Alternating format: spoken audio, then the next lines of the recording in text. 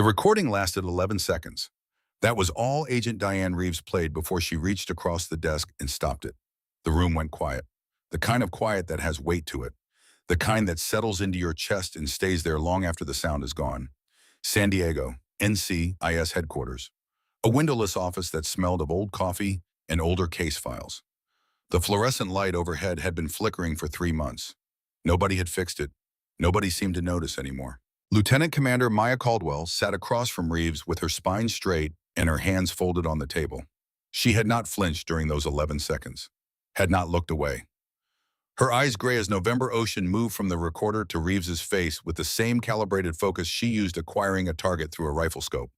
She waited. Reeves opened a manila folder. The pages inside were printed, single-sided, each one thick with detail, and there were many of them. She laid them out with the careful precision of someone who had done this before and did not enjoy it. 47 anonymous reports, she said. 3 years, all from Fort Reese, Arizona, all female, all enlisted, E1 through E3, ages 18 to 23. The pattern is identical across every report. They volunteer for advanced training, something called the Black Room, Advanced Resistance Conditioning. She paused. It is not a real program. Maya said nothing. Reeves slid a photograph across the desk. A cinder block building, single story, desert dust on the walls. A steel door with no window and no handle on the outside, the kind of door that locked from within.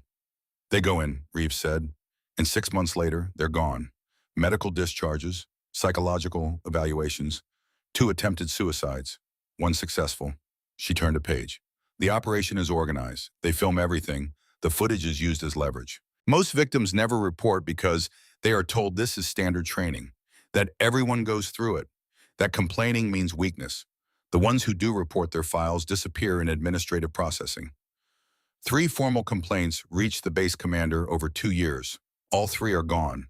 Who runs it? Maya asked. Reeves pulled out a second photograph. A man in his late 30s, fit in the specific way that Rangers were fit, lean, built for long distance, built for patience. Sandy hair cut high and tight. Blue eyes that looked warm in the photo. The kind of warm that read as trustworthy in official portraits and meant something else entirely up close. Staff Sergeant Wyatt Beckett Reeves said, Army Ranger, 12 years in, runs the Black Room as his personal operation. He has 3 others. They rotate security, manage the recording equipment, and handle recruitment. It is methodical. It has been running since late 2020. Maya studied the photograph. She memorized it the way she had been trained to memorize things. Angles, features, the set of the jaw. The particular confidence of a man who had never once considered that consequences applied to him. Then Reeves reached the last section of the folder. Evidence photographs, crime scene documentation. A collection of personal effects seized during a preliminary search. Maya looked at them one by one, her face still, her breathing even the way it had been in every dark water, in every hostile room, and every moment in her career when she needed it to be. And then her hand stopped. In the bottom right corner of the 3rd photograph, among the items laid out on a gray examination table, a bracelet, turquoise beads threaded on leather cord, handmade. Uneven spacing between the beads, because the person who made it had been 22 years old and sitting cross-legged on a barracks floor at Camp Lejeune, talking about wanting something beautiful in a place that was all concrete and camouflage. Maya had watched her make it. She placed one finger on the edge of the photograph, not pressing, just touching. When was this taken? Her voice did not change, did not crack, but her finger did not move. Reeves's expression shifted. Careful. Controlled. April 2021, she said. The victim was transferred to Fort Reese on temporary duty. PFC, Sarah Caldwell, United States Marine Corps. The room pressed in. She filed a report 2 days before she died. Reeves continued. It was lost in administrative processing. By the time anyone traced it, she was already gone. Maya did not move. Sarah had never mentioned Fort Reese, had never said a word about the Black Room or about Wyatt Beckett or about whatever happened behind that steel door. She had only sent a text. 3 in the morning, April 28, 2021. Found on her phone afterward, the message still open on the screen. They filmed me. Everyone does it. I can't make it stop. I'm sorry, Lex. By the time Maya got the call, Sarah was already at the hospital. By the time Maya landed, Sarah was already gone. The doctor said it was quick. The chaplain said she was at peace. The funeral was full honors. Arlington National Cemetery. Section 60, where they bury the recent dead from recent wars. Maya had stood in dress whites holding a folded flag while the rain soaked through her uniform, and they fired the salute. She had made a promise then. Standing over the fresh-turned earth, the words spoken quietly only for Sarah. I'll find them. Now she removed her finger from the photograph, straightened it on the desk, looked up at Reeves. When do I leave, Dayton? She drove to Arlington the next morning. The cemetery was quiet at that hour. Late summer light still soft, the tourists not yet arrived. Just the rows of white marble stretching in every direction, the grass freshly cut, the flags standing straight in the early wind. Section 60 was in the back. The graves here were young. The names on the stones matched the news cycles of the last 2 decades. Iraq, Afghanistan, the wars that kept taking long after the cameras stopped pointing. Maya had been to enough of these stones to know that the grief here was different from the grief in the older sections. Less resolved, more present. She found Sarah's without counting. 7th row, 14th stone, PFC Sarah Caldwell, United States Marine Corps, 1999 to 2021, beloved daughter and sister. Maya knelt. The grass was still damp from overnight rain. She placed her palm flat against the marble. Cold, even in the August morning. I found them, she said. Quiet. The words for Sarah only. The place you went, the room with the steel door. I know what it is now. I know their names. I know their faces. And I'm going there. She traced her finger over the carved letters. I'm sorry I didn't protect you. But I'm going to make sure they can't do it to anyone else. She stood, saluted, held it for a long moment in the morning light. Then she turned and walked back to her car, leaving Sarah in Section 60 with the others, who deserved better than what they got, and drove to the airport and started the long flight west toward Arizona. Fort Reese announced itself the way all military installations did. Chain-link fence, concrete barriers at the approach, a gate staffed by MPs who had checked 10,000 IDs before and would check 10,000 more and had long since stopped wondering about the people behind them. The desert stretched flat in every direction. Sonoran landscape, saguaro cactus, standing like sentinels against a sky so blue it looked painted. The base itself sprawled low and wide buildings the color of sand designed to disappear into terrain that needed no help looking hostile. Maya pulled up to the checkpoint in a rental sedan. Civilian clothes, no rank insignia, just another Navy contractor on a training exchange nobody would remember in a week. The MP was young. He processed her temporary ID with mechanical efficiency. CQB contractor, he said. Navy liaison, training facilities, North Sector. He printed her badge and handed it through the window with a map that had been photocopied so many times the edges had gone soft. She clipped the badge to her jacket and drove through the gate. The training compound was in the North Sector. She found it by following the sounds, the rhythmic thud of bodies hitting mats, an instructor's voice counting cadence, the specific acoustics of controlled violence in an enclosed space. A propped open door, a hand-lettered sign. Joint Service Training Command. Inside scuffed linoleum motivational posters, fluorescent lights buzzing overhead. Somewhere deeper in the building, a voice was demonstrating a restraint technique with the patience of someone who had taught the same sequence 100 times. The admin desk specialist straightened when he processed her rank, printed her permanent badge, told her to check in with Master Chief Harlan in the main bay. Maya walked deeper into the building, found the main bay. She stopped in the doorway. The room was large, matted floor to wall, heavy bags hanging from ceiling chains, training weapons racked along the sides. 20 soldiers working through drills. And standing in the center of it all, moving through a disarm demonstration with the unhurried precision of someone who no longer needed to think about what his body was doing, Garrett Harlan. He was older, late 60s now. The tan was deeper soon, the lines around his eyes cut harder, the hair gone fully white and still worn high and tight. But the way he moved had not changed. Economy, nothing wasted. He was transitioning a wrist lock into a controlled throw, and the soldier hit the mat hard and came up grinning. Again, Harlan said, slower. Watch the weight transfer before the lock. Maya had heard that voice screaming at her through Bud/S Hell Week, over the surf torture and the log PT and the long, dark nights when her body was begging her to quit. Garrett Harlan. Ghost. 37 years in the Navy, most of it overseas, most of it classified. He had been the only instructor in her Bud/S class who voted to keep her when the rest of the cadre wanted her dropped. He had never explained why. She had never asked. He finished the drill, dismissed the class for water break. His eyes found her in the doorway. Recognition was instant. His face didn't change, but something in his posture squared. The acknowledgement that passed between people who had shared extreme circumstances and survived them. He walked over. "Caldwell," he said. "Not a question." "Ghost," she said. "I need to talk to you." He looked her over. Tactical. Reassessing. "Not here," he said. Hmm. Ghost knew the compound, the way people knew places they had moved through cautiously for a long time. He led her through the armory, past the equipment rooms, past the PT track, speaking about nothing in particular. Two contractors in conversation. Unremarkable, invisible. They ended up at the female barracks. Empty this time of day. Rows of bunks and lockers.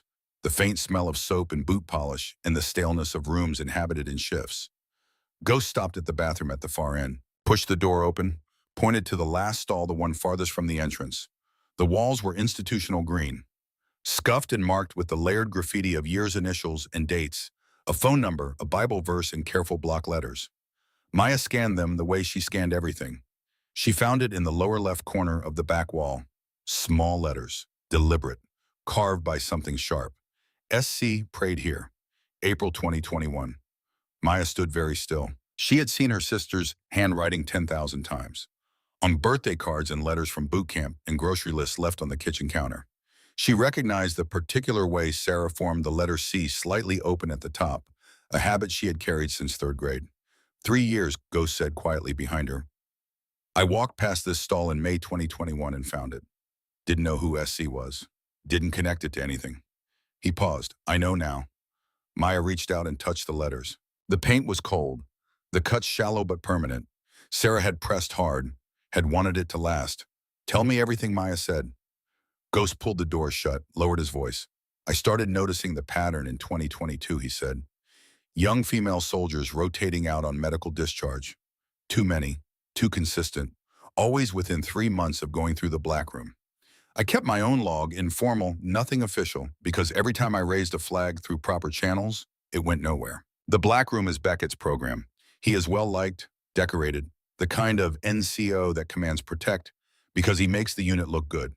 He took her to the maintenance records, filing cabinets in an equipment room that hadn't been digitized. He knew which drawer, which folder. Camera maintenance logs, he said, spreading them on a workbench. Every Thursday, 1900 hours. The black room surveillance system gets calibrated. Timestamp adjusted. Work orders signed by Wyatt Beckett. The technician who performs the work is a specialist named Owen Taft. Same man, same time every week for 3 years. He closed the folder. 3 days ago, he said, Taft came to me. He'd been adjusting those timestamps for the full 3 years. $500 a month. He thought he was covering unofficial but benign training sessions, something off the books but not criminal. He said he didn't ask questions because the money was good and the instructions were simple. Maya waited. But when he ran a routine diagnostic last week, Ghost said he saw something in the server's access log. External IP addresses. Buyer accounts. One of them he recognized a network designation he'd seen before during a previous posting. She looked at him. Capitol Hill, Ghost said. Congressional intranet. Someone with access to a United States government network had been purchasing files from the Blackroom server.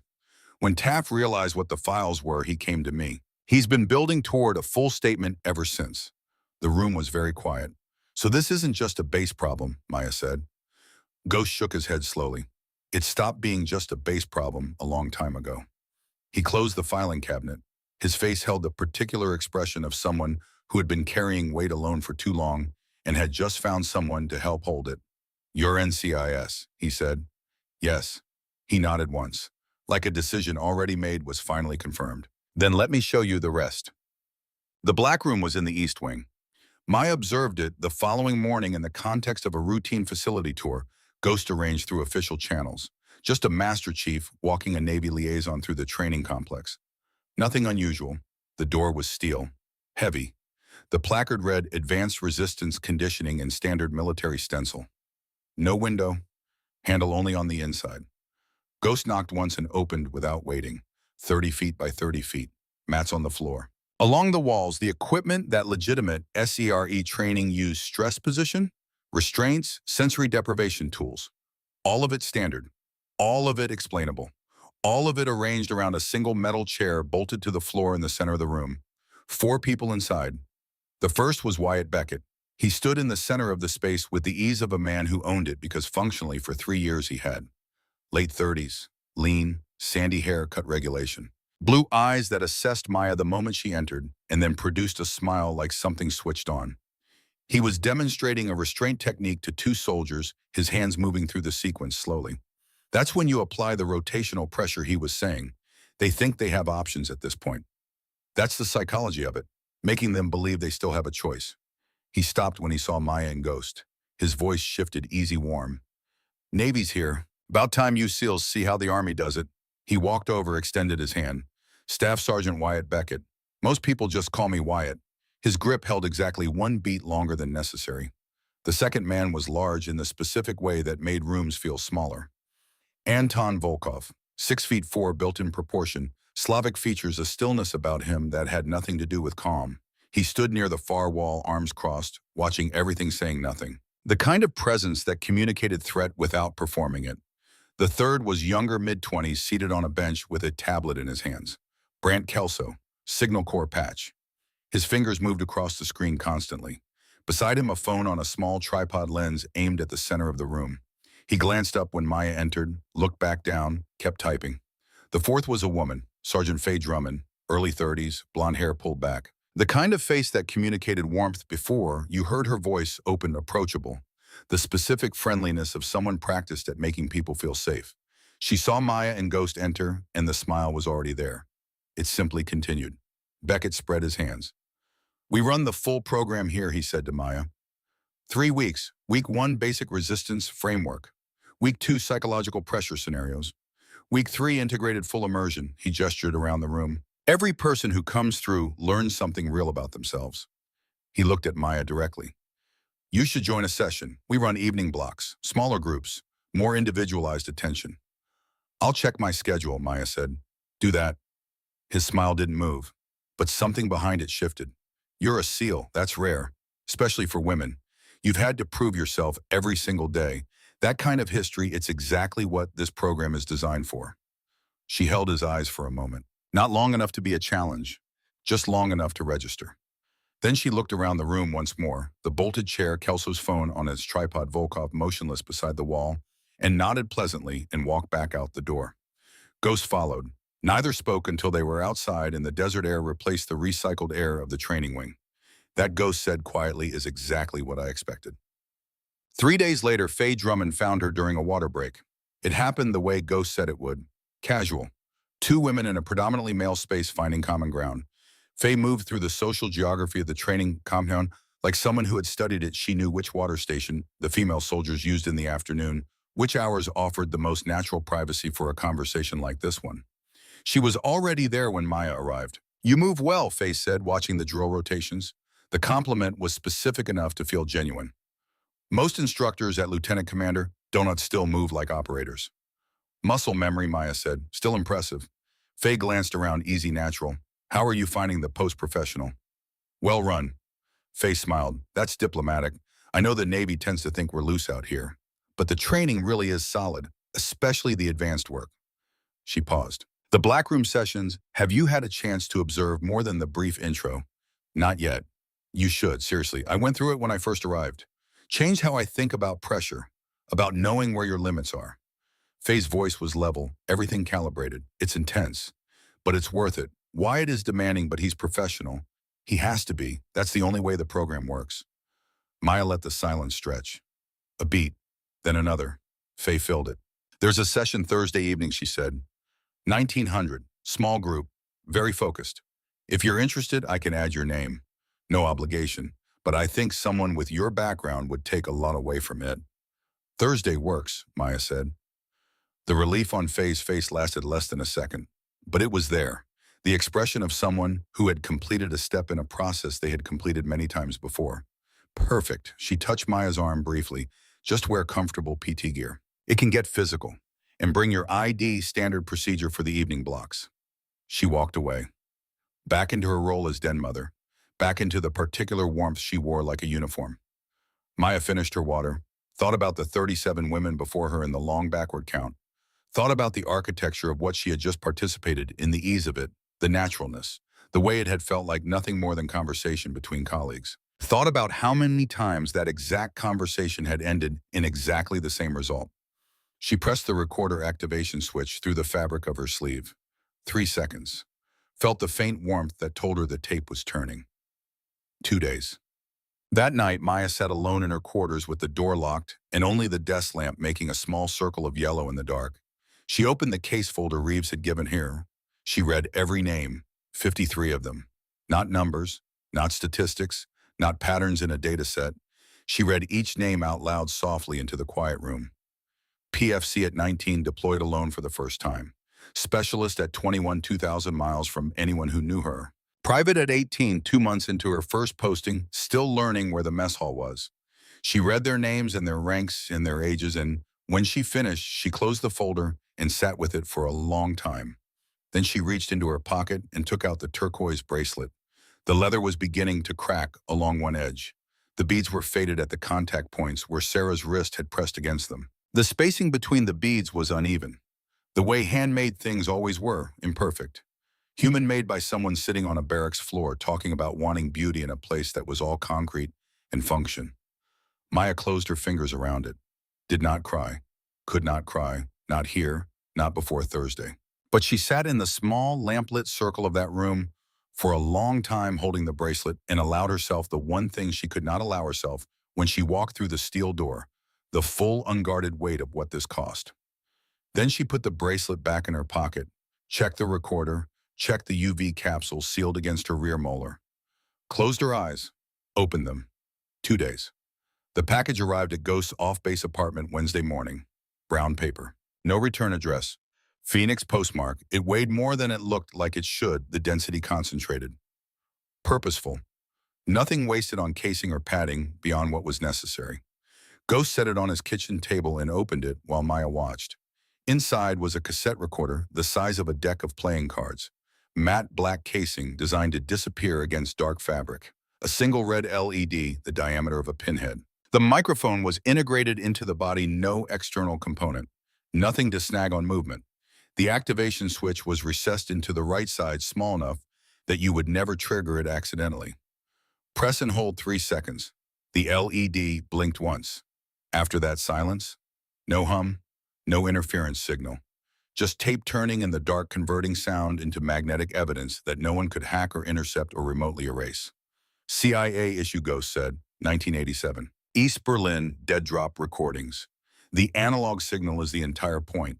He showed her how to carry it. Right forearm sewn into the inner lining of the sleeve microphone facing up toward the fabric's surface. A thorough pat-down would read it as uniform reinforcement. Standard Cold War fieldwork hide the equipment by making it feel like it belonged. There's one more thing, he said. A small glass capsule, clear the size of a tooth filling, inside a liquid that caught the kitchen light. UV marker compound, Ghost said. Tongue pressure against your rear molar. Releases on contact with saliva.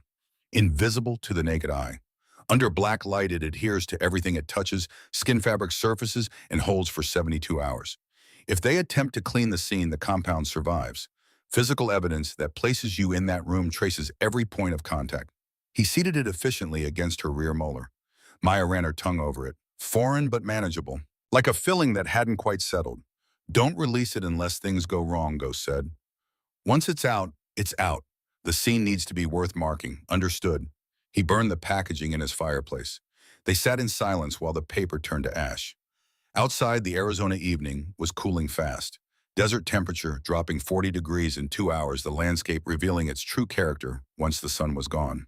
Tomorrow night, Ghost said, Faye will walk you to the East Wing. They'll have the room arranged. Beckett runs the session, Volkov manages the physical space, Kelso documents everything. It will feel controlled and professional. Right up until it isn't. How long before you come in? 30 minutes from the moment you enter. I'll be in the security office. I've positioned myself there for the last 3 evenings, so my presence won't register as unusual. If your beacon doesn't signal by the 30-minute mark, I'm coming through that door. Make it 35. Ghost looked at her. I need confession time, Maya said. I need them to name what this is, on tape. Clearly, no ambiguity that any defense attorney can work with in a court-martial. I need their words and their voices, describing exactly what they've been doing for 3 years. Ghost's jaw worked. He was quiet for a long moment. 35 minutes, he said. Not 1 second more. And if I hear anything that tells me you are in immediate physical danger, I am not waiting for any clock. Agreed. They shook hands, not as ritual, as the kind of grip that sealed something between the two people who both understood exactly what they were walking toward. Wednesday night, Maya did not sleep.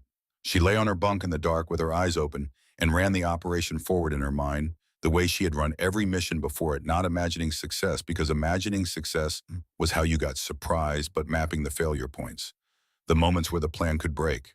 The chair bolted to the floor, the steel door that only locked from inside.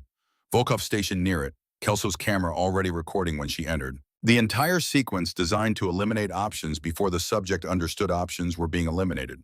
She thought about the bite, 200 pounds per square inch. She had measured it during Bud's Week 14 and exercise and equipment failure protocols. The instructor had handed her a training regulator and told her to compress it until the valve cracked. She had done it in 4 seconds. He had looked at her without expression and said most candidates needed both hands and a wall for leverage. She had used her jaw. She thought about where Beckett's hands would go, what his instinct would be when he shifted from negotiation to control. And she mapped the precise moment, fingers reaching for her face, the specific geometry of someone trying to establish physical dominance through the most intimate possible intrusion when the trap would close from the other direction. She thought about Sarah, not the photograph, not the bracelet, just Sarah herself, 22 years old, sitting on a barracks floor, threading turquoise beads onto leather cord, talking about wanting something beautiful in a place that was all concrete and function. That version of Sarah, the one who existed before Fort Reese. Maya held that image until her breathing was even and her pulse was exactly where she needed it. Then she closed her eyes. 4 hours later, Thursday arrived. Too soon. She went through her full routine. PT at 05:30, breakfast, morning training rotation. She corrected grips and adjusted weight distribution and showed soldiers the difference between a technique that worked in training and one that worked when the other person genuinely wanted to hurt you. She was present for all of it. Professional, unremarkable. Wyatt Beckett watched from the far side of the room for most of the morning session. She could feel it without looking at him directly. She let him watch, let him build whatever picture he was building. At 1300, Faye found her near the equipment room. Tonight, Faye said. 1900, she smiled. I think this is going to be really good for you. I'll be there, Maya said. Faye squeezed her arm once and moved on.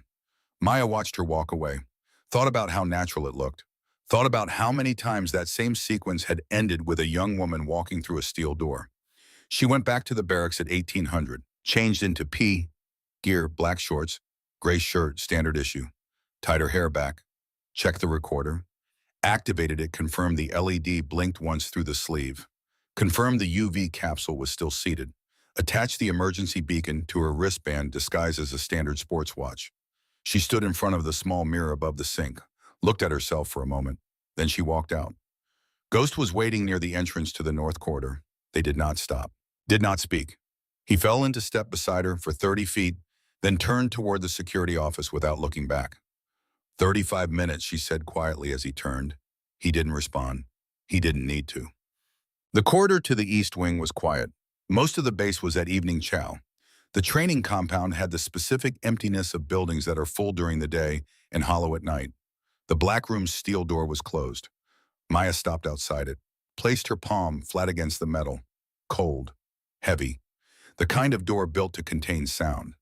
She pushed it open and walked inside. The room had been rearranged. The mats had been pushed to the perimeter. The single metal chair sat precisely in the middle of the floor, positioned beneath the overhead light, which had been adjusted to illuminate the chair and cast the rest of the room into shadow. Not dark, just shadowed. The kind of lighting that served a specific purpose. Wyatt Beckett stood to the left of the chair. Anton Volkov was positioned near the door, not blocking it overtly, but stationed there, the way weight was stationed somewhere when you wanted it available. Brant Kelso sat on the bench with his tablet, his phone on his tripod beside him, the lens aimed at the chair. The green indicator light was already active. Faye Drummond entered behind Maya. The door clicked shut. Commander Caldwell Beckett said. His voice was different now. The performance of warmth was gone. What remained was clinical. The voice of a person who had moved from one phase of a process into the next. Thank you for volunteering for the advanced session, he said. What we're going to do tonight is intensive, but everything that happens in this room is designed to serve your development as an operator. You understand that? What exactly are we doing? Maya asked. She let her voice carry a note of uncertainty.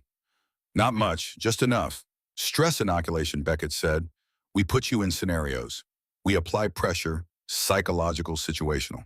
We find where you break and how quickly you recover. He gestured to the chair. Have a seat. We start with baseline assessment. Maya sat. The metal was cold through her shorts. Volkov moved. Between her and the door now, the shift accomplished in two-step, and all coincidental, in the way that nothing here was coincidental. Kelso's recording light stayed green. Comfortable, Beckett asked. Fine. Good. He walked a slow circuit around the chair. This is a controlled environment. Everything that happens here is professional, but it only functions if you commit fully. You understand that principle? I understand it. Excellent. He stopped in front of her. You're a SEAL, which means you've been through SEER training. You know what it feels like to be under pressure from someone who wants something from you. Yes. But SERE is artificial, Beckett said. Everyone inside it knows it ends. Real resistance isn't about enduring temporary discomfort.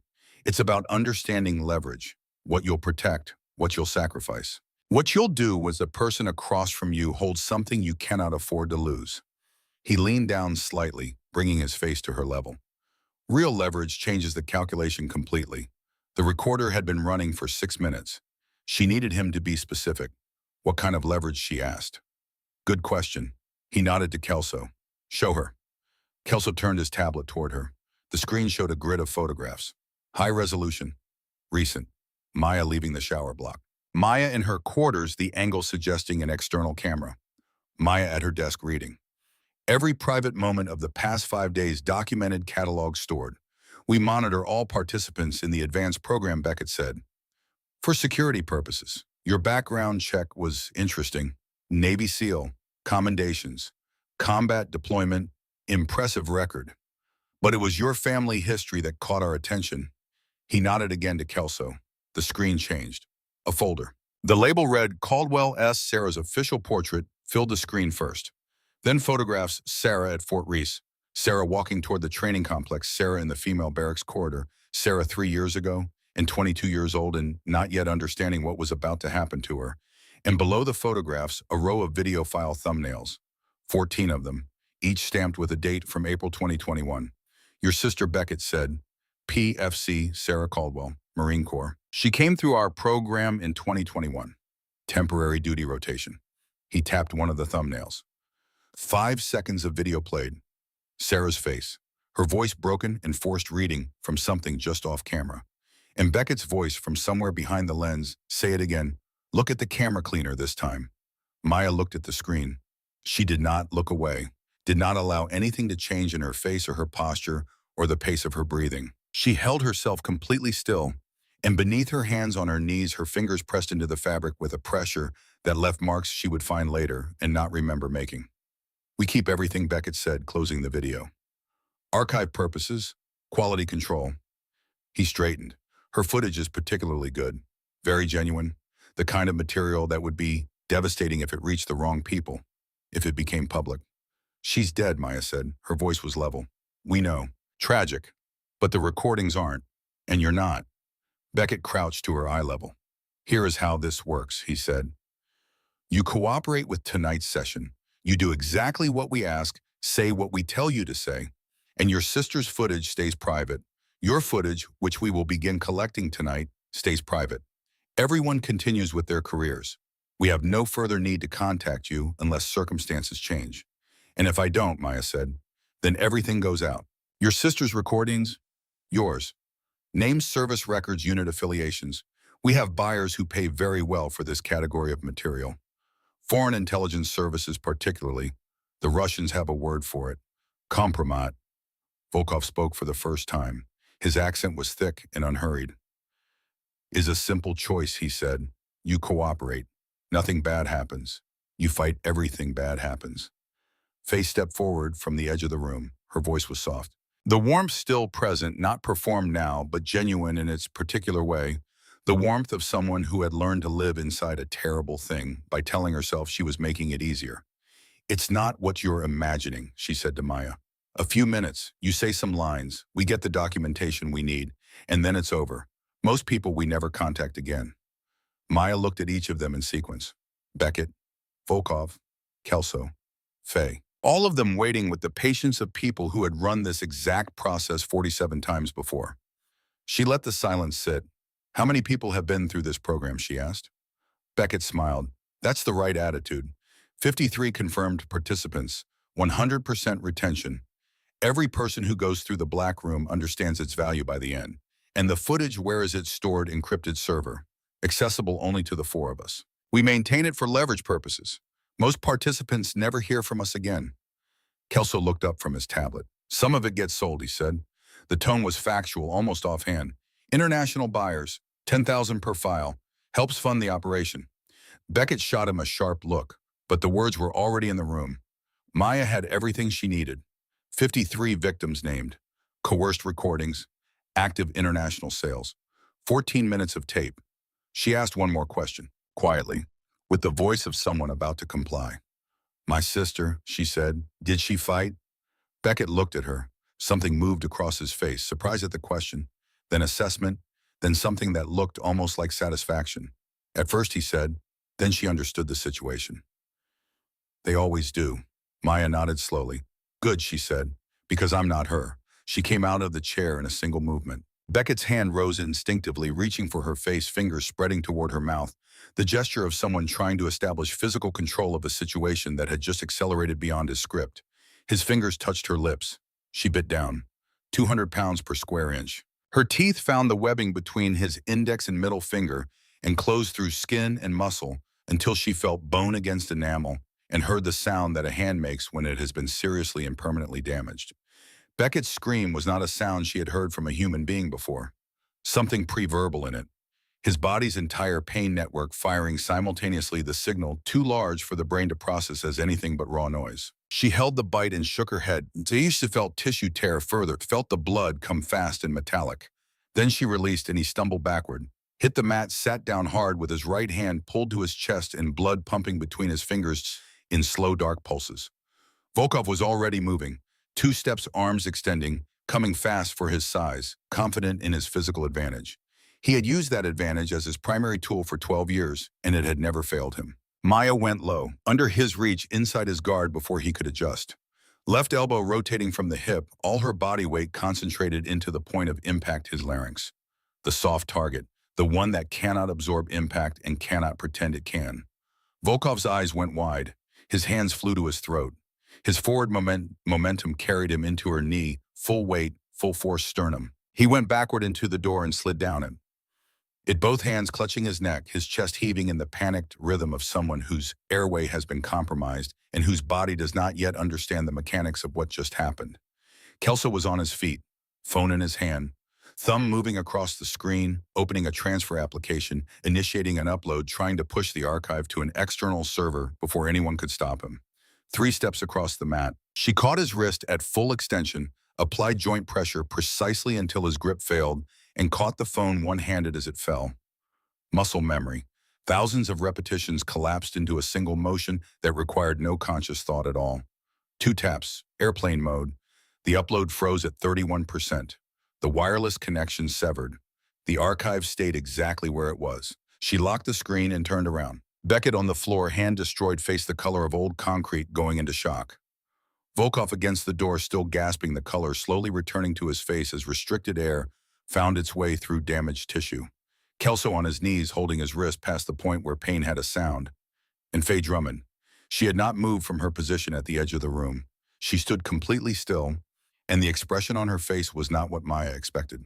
Not fear, not calculation. Something that looked like the specific exhaustion of someone who had been waiting a long time for a thing they dreaded and were now experiencing the strange relief of its arrival. Maya walked to the center of the room, stood in the space where the chair had been, reached into her sleeve and removed the recorder, held it up. The red LED was still blinking steadily. This device, she said, her voice the same level tone she had used for the entire session, has been recording for the past 14 minutes. Every statement made in this room is on analog tape. Every confession, every threat, every number. She pressed and held the side button on her wristband. Silent alarm, directly to Ghost's phone. Then she pulled Beckett to his feet by his uniform, positioned him in front of Kelso's phone, which was still on its tripod, still recording. State your name and rank. He didn't respond. He was staring at his hand. She set the recorder on the bench, reached to her ankle and withdrew the KA bar that Ghost had lent her, old steel-worn handle, Serious use in serious places. She planted it in the mat 6 inches from Beckett's knee. State your name and rank. He looked at her. His voice was broken at the edges, slurred from shock. Staff Sergeant Wyatt Beckett, United States Army. What is the Black Room? A pause. Then, because there was no version of this room where silence still protected him, filming operation. We record personnel for leverage. How many victims? 53, maybe more. Early years, we didn't keep careful count. What do you do with the footage? Keep it. Insurance, he swallowed. Sometimes sell it. International buyers. Who are the buyers? He gave names, countries, intelligence service contacts, private account holders. Everything spilling out in the flat tone of someone who has moved past the point where withholding makes any difference. She turned to Volkov. His breathing had stabilized, enough air getting through that he wasn't going to die tonight. His voice came out damaged, rasped by crushed tissue, but audible. Your role, she said. Enforcement, he said. And after a pause, GRU embedded asset, 5 years. The operation aligned with collection priorities, military leverage on active U.S. personnel, efficient arrangement. To Kelso, the server. Location, credentials. He gave the server address, the encryption password, the customer database login, the financial account structure. Everything, not because he was calculating the benefit, but because the speed and completeness of what had happened in the last few minutes had removed whatever capacity for resistance he had ever possessed. Maya turned to Faye. Faye was still standing at the edge of the room. When she spoke, her voice was quiet, stripped of everything it had been carrying. I was the first, she said, 4 years ago. They told me they would delete my recordings if I helped bring others through. She looked at the floor. They never deleted anything. They kept adding to it. I told myself I was making it easier for them and that I was a buffer between them and something worse. She looked up. I brought 38 here directly. Others I just encouraged, told them it was normal. The door came open. Ghost entered first. Base security behind him, 4 MPs, weapons drawn, taking in the scene in the professional silence of people who were trained for scenes exactly like this one, but had never seen one quite like this. Ghost assessed in 1 second, lowered his weapon, turned to the MPs. Secure the room, he said. Nobody touches anything. This is a federal crime scene under NCIS jurisdiction. They moved, separating the 4 principals, calling for medical, beginning the careful documentation that would become the foundation of a federal case. Ghost walked to Maya, looked her over. Blood on her face, on her shirt, none of it hers. You good, I'm good. He took the recorder and the phone from her, handled them with both hands. Chain of custody starts here, he said. I'm witnessing this transfer. Agent Reeves is en route. Maya nodded. The adrenaline was beginning to pull back, the first slow tide of it receding. She sat down on the bench and pressed her palms against her knees. Ghost stood beside her while the evidence team began working around them. Owen Taft, Ghost said quietly, he's in the security office right now. When the beacon triggered, he walked in on his own and asked to speak to a federal agent. He's been talking for the last 20 minutes. Maya looked at him. He knew more than just the timestamps, Ghost said. He knew the server, knew the client accounts. He's been compiling his own documentation for the past week since he saw the Capitol Hill IP. He came to me 3 days ago with what he'd found. Tonight, when the operation ended, he decided to go all the way. Maya was quiet for a moment. How far does the Capitol Hill connection go? Ghost shook his head slowly. That's what FBI is about to spend several weeks finding out. He looked at her directly. This stopped being a base problem a long time ago. You just gave them the thread. Agent Reeves arrived 19 minutes later. She walked through the door, stopped, took in the scene, and recalibrated without showing it. She crossed to Maya. I'm told you have everything, Maya told her. 14 minutes of tape, 53 victims named, financial figures, foreign intelligence service connections, buyer accounts, full confessions from all 4 principals on Kelso's phone and on the analog recorder. Reeves took both devices, signed the chain of custody form Ghost produced. Then she reached into her kit and removed a black light, switched it on. The room transformed. Every surface that had seen contact in the last 40 minutes glowed: handprints on the chair arms, a palm print on the door where Volkov had slid down, fabric transfer on the bench, contact traces on the floor, and the patterns of struggle and movement. The UV compound marking the physical truth of everything that had happened in precise, irrefutable terms. Reeves stood in the center of the room and turned slowly, the light revealing the story. Photograph all of it, she said to her team. Every surface. Full documentation before we touch anything. She turned to Maya. This, she said quietly, is going to hold up. The forensics report arrived 6 days later. 247 pages, single-spaced technical language that translated into something simpler, comprehensive devastation. Kelso's phone contained 289 gigabytes across 847 individual files, 53 victim folders averaging 14 videos each. Metadata intact. GPS coordinates confirmed. Device identifiers traced back to 3 phones Kelso had owned over 4 years. Timestamps showing activity dating to late 2020. The editing software cache told its own story, files packaged for distribution, compressed, renamed with codes instead of names, prepared for buyers who preferred anonymity over specificity. The customer database was worse. 23 unique Bitcoin wallet addresses. Transaction history showing $847,000 transferred over 3 years. Blockchain forensics traced 12 wallets to domestic accounts, 11 to international addresses. 3 of those international addresses flagged on NSA watch lists, GRU operational accounts, Ministry of State Security, holding companies. 1 private intelligence broker connected to 3 separate foreign governments. The Black Room had not been a criminal enterprise running alongside Volkov's intelligence work. It had been the intelligence work. Every coerced video was potential leverage. Every ruined career was a potential recruitment opportunity. Every victim was a file in a database that foreign services could activate whenever they needed something from the United States military. Agent Reeves delivered the full briefing in a secure conference room at Fort Reese. Base Commander Colonel Philip Hartman sat at the head of the table. His face had aged 10 years and 6 days. Beside him, AG representatives, Criminal Investigation Division, NCIS Cybercrimes, Ghost as civilian witness, and Maya opposite them all. The recording is fully admissible, the JAG representative said. Lieutenant Colonel David Webb.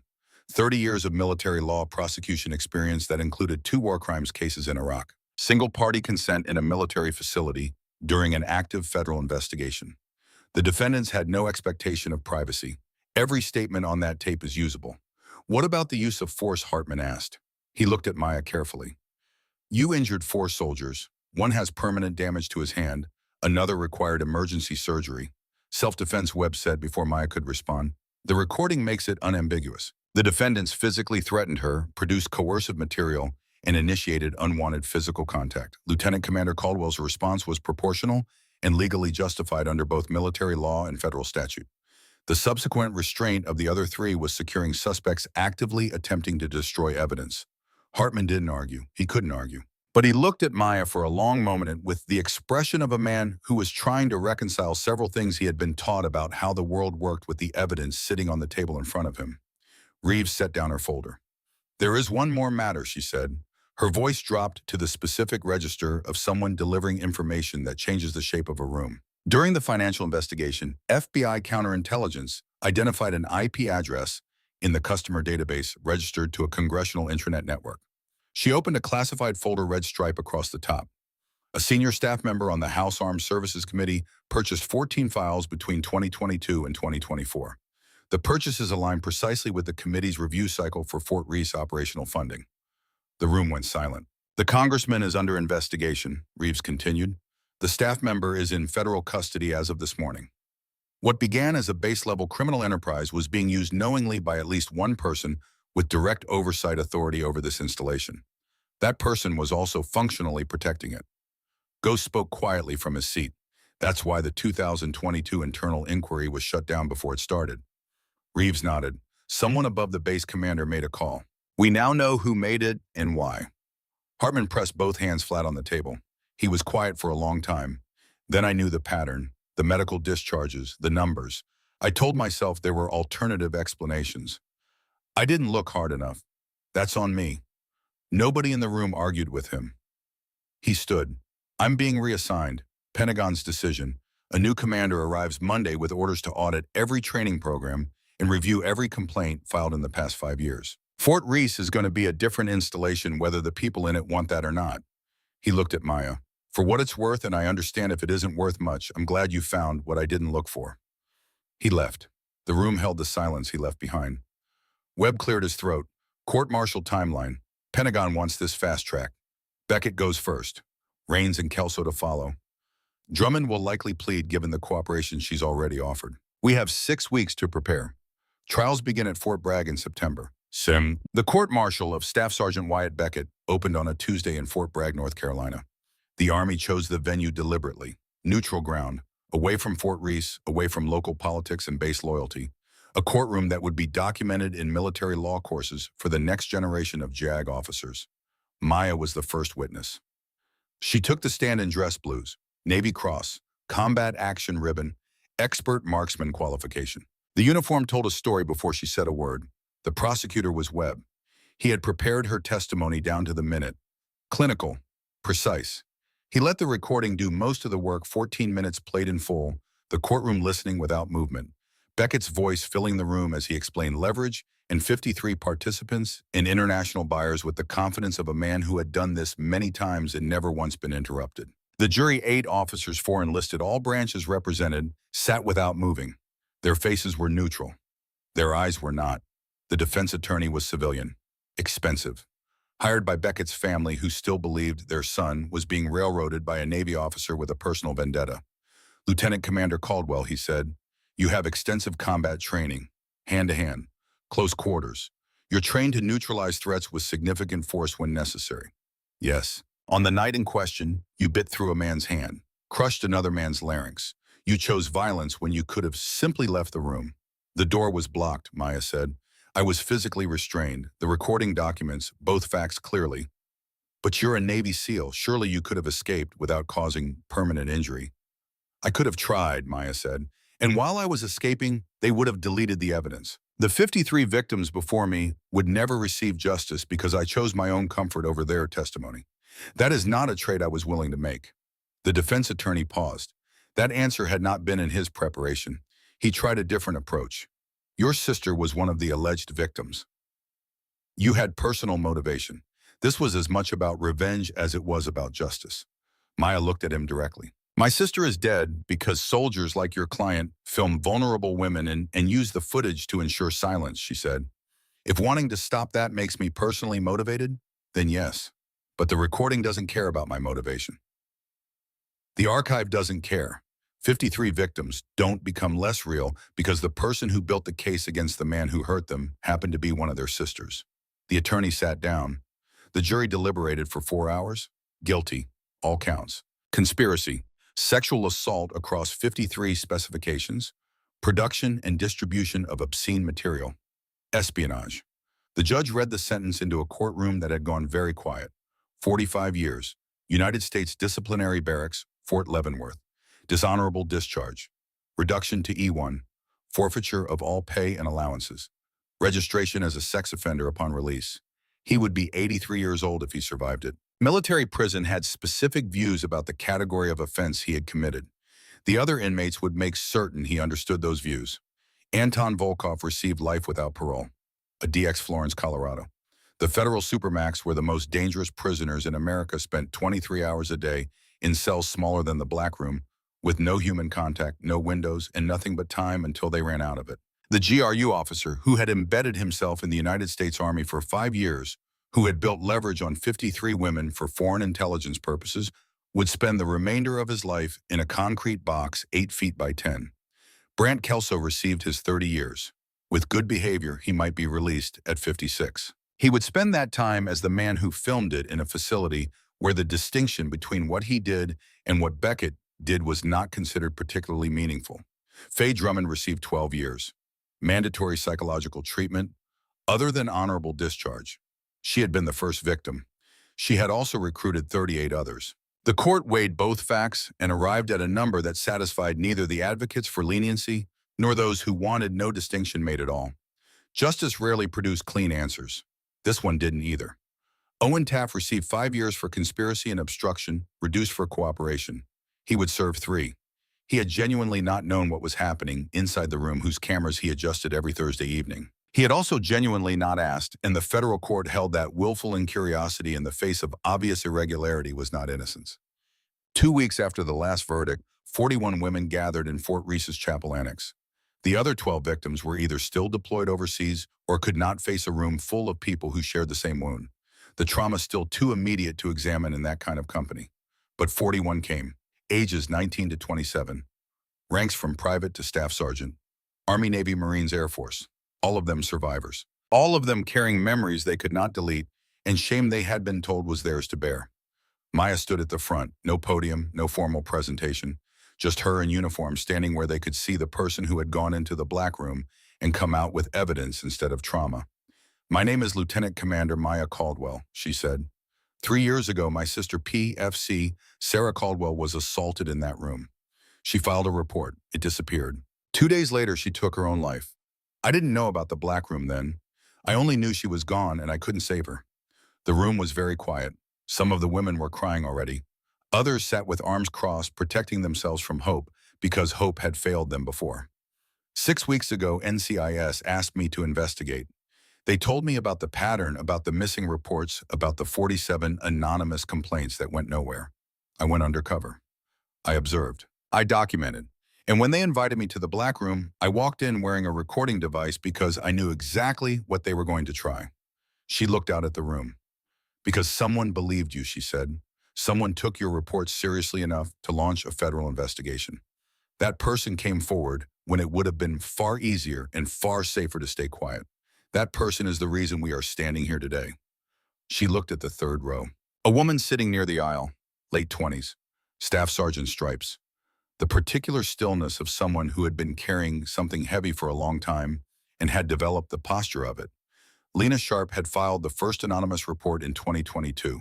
She had been a victim in 2021, a few months after Sarah. She had watched what happened to women who reported through official channels, had seen the pattern of disappearing files and discredited complaints, and had concluded that the only path forward was anonymous, indirect, and patient. She had filed that report knowing it might go nowhere. She had filed it anyway. Maya held her eyes. "One report," she said, "one person who decided that silence was worse than the risk of being ignored. That person saved my life. Saved everyone in this room. Saved the women at Fort Campbell and Fort Lewis and every installation where we have now opened investigations because of the thread that began here. That took more courage than anything I did with a recording device and a set of skills the Navy spent years teaching me. Because what that person did, she did alone with no backup, no authority, no certainty that anyone would ever listen." Lena Sharp sat very still. Her eyes were wet. She did not look away. Maya continued for another 10 minutes, the charges, the verdicts, the sentences, the status of the footage, the work FBI was doing to pursue every buyer in the database. She answered questions honestly, including the ones she didn't have complete answers to yet. She told them about the unit she was building, told them that 3 positions were already filled by Fort Reese survivors who had decided that surviving was not enough if they had the skills and the will to fight back. Afterward, 3 more women approached and asked for applications. Ghost was waiting outside the chapel. They walked in the direction of the parking lot without deciding to the Arizona afternoon heat pressing down on both of them. "You meant it," he said. "The unit, every word of it. You'll need Pentagon approval. Budget, personnel. Reeves is already drafting the proposal. After the media coverage from the trials after the congressional staff arrests, there is not a single committee in Washington that wants to be seen opposing accountability." Ghost was quiet for a moment. "What do you need from me?"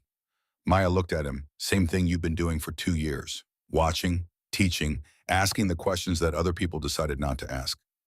He nodded slowly. "I can do that," he said, "though I'd appreciate it if the next one involves slightly fewer court-martial proceedings. No promises."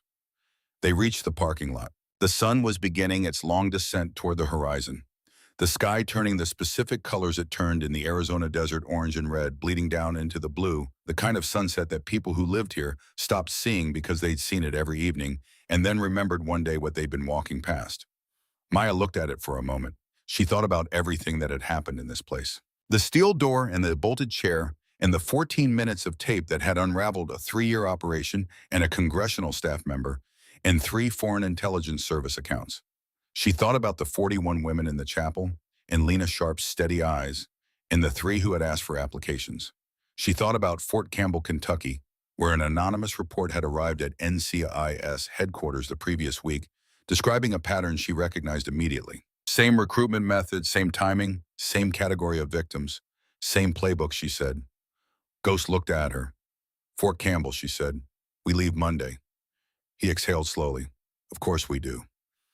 The cemetery was quiet in the early October morning. The tourists were gone.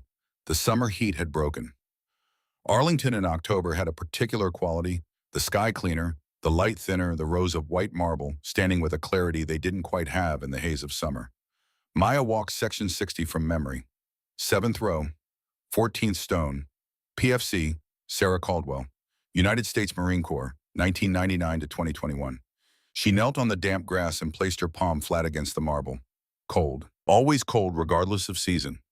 Ghost stood a few feet back. He had asked to come. He had never met Sarah, but he had stood over her initials carved into green paint on a bathroom wall for 3 years without knowing whose they were.